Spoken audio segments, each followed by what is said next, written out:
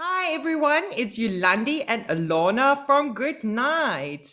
Hello, Thank you everybody. for joining me, Alana. So today we have the fantastic privilege just to talk a little bit about, I think, or maybe rather busting the myth of what sleep training is and what Good Night does when it comes to it.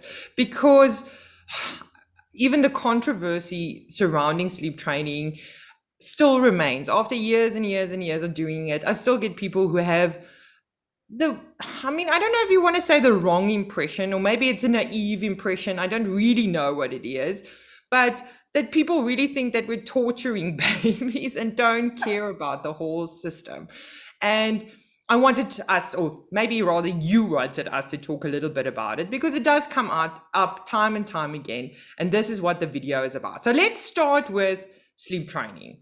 What is sleep training for you, Alana, when you talk about sleep training, or do you even dare to use the word sleep training?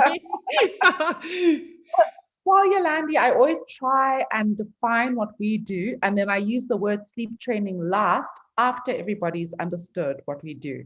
Yes. Like you're saying, there's a whole big myth of what sleep training is. People think we are shutting the door and leaving these poor things to scream, and then they'll be emotionally and psychologically damaged for the rest of their lives.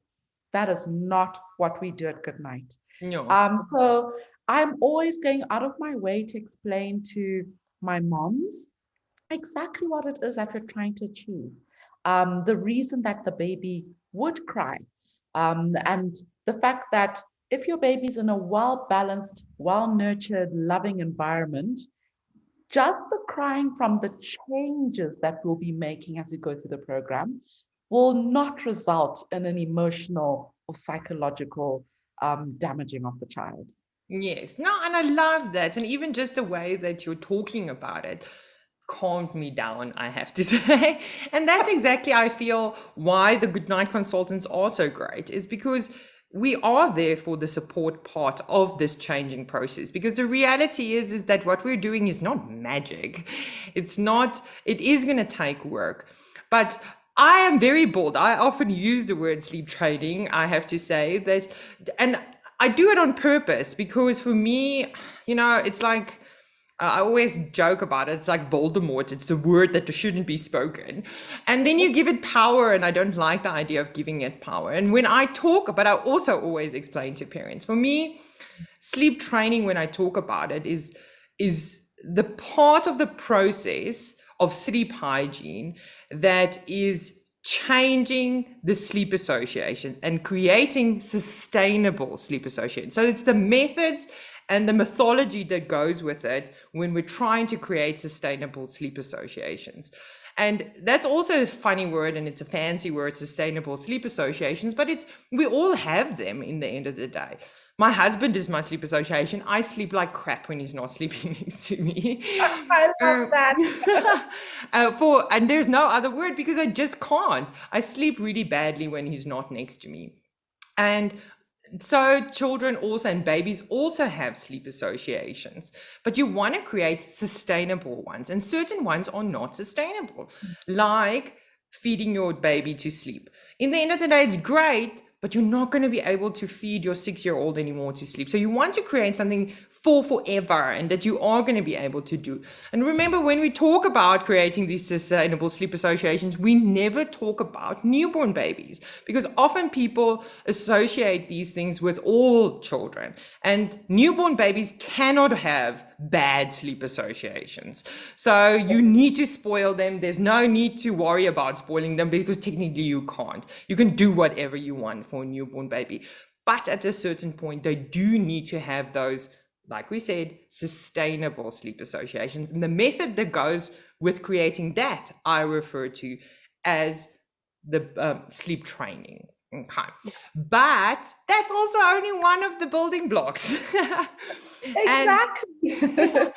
and then we do have 6 other building blocks. And for me, the thing is that people always only focus on that one building block. And just because it's a harder building block to implement doesn't make it more important or less important. You need Exactly. to have the other building blocks in place as well. You can't just have that one. You can't sleep train your child and you give them a liter of Coke before they go to bed. That baby's still not going to be sleeping. So you need to, when you create those sustainable sleep associations, ensure you have all those building blocks in place. I'm glad you Environment, nutrition, a routine and schedule during the day, and the bedtime routine.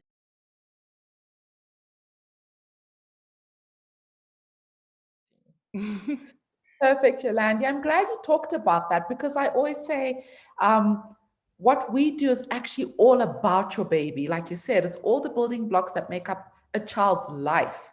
The sleep training part is the small part, it's actually the short part, is the teaching part.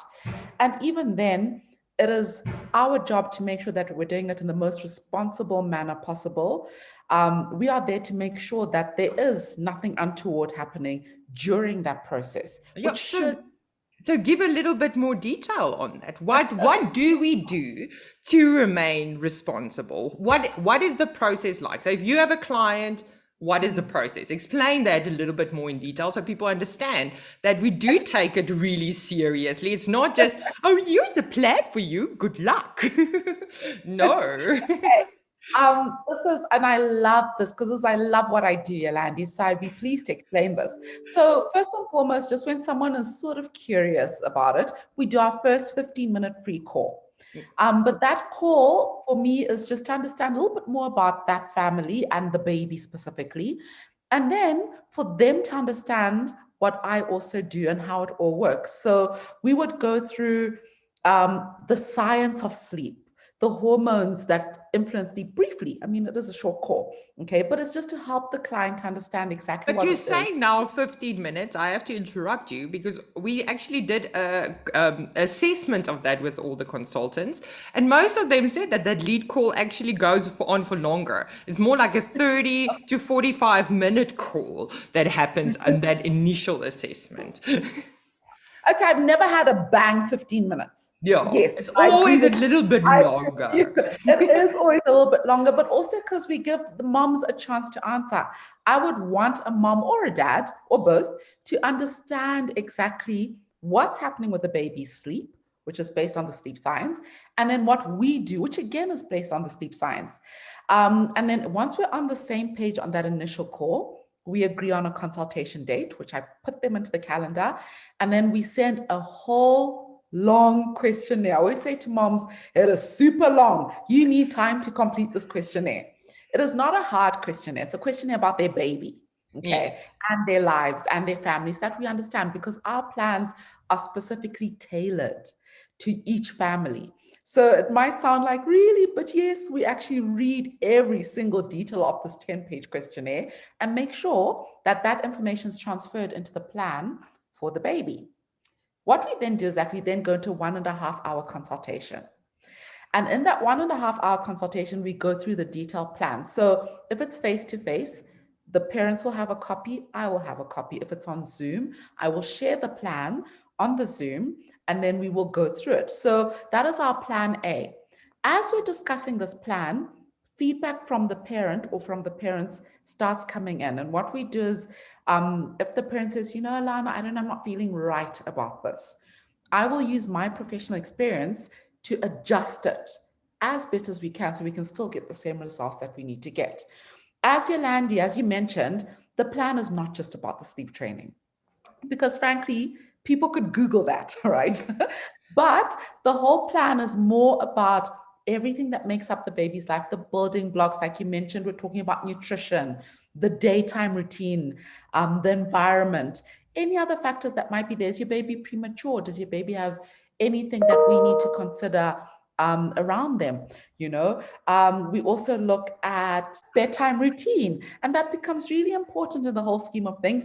And then the one that people call sleep training is actually the one that you were talking about, which is around sleep associations and the issues that your baby has, the help that your child needs throughout the night for them to get a full night of sleep, which often involves the parents, which is where we then come in to teach this little one how to put themselves to sleep so that they can do that the whole night through.